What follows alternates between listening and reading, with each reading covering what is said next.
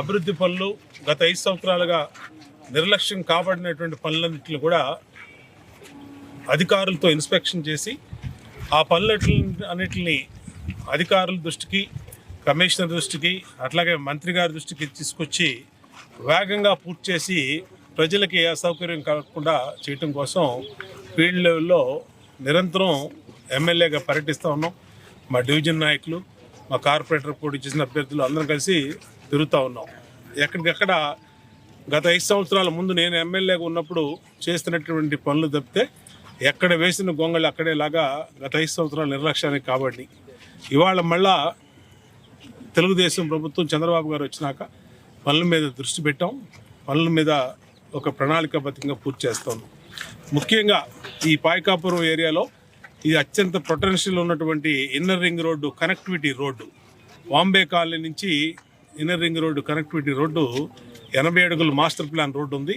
దాన్ని గత 5 సంవత్సరాలుగా నిర్లక్ష్యం చేశారు. తెలుగుదేశం హయాంలో అప్పుడు దాన్ని రోడ్డు వేయించడానికి అన్నీ కూడా ఏర్పాట్లు చేయడం జరిగింది.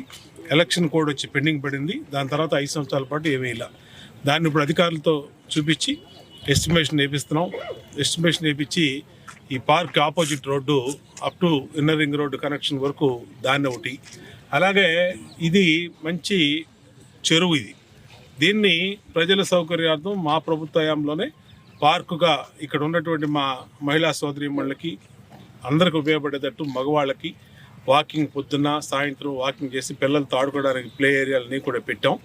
అప్పుడు ఇవాళ దీన్ని పెద్దగా పట్టించుకోకపోవడం వల్ల నిర్లక్ష్యానికి గురి కాబడుతుంది.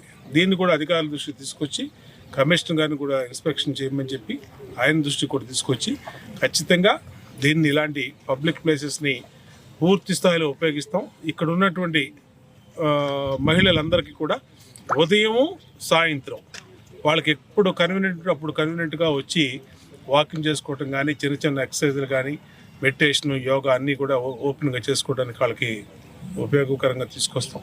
అన్నిటికీ కూడా ఒక ప్రణాళికాబద్ధంగా ఒక సిస్టమేటిక్గా ప్లానింగ్ ప్రకారం ఒక్కొక్క డివిజన్లో సమస్యల్ని ఎన్నుకుంటా ఉన్నాం. ఆ సమస్యల పరిష్కారానికి చిత్తశుద్ధితో కృషి చేస్తాం.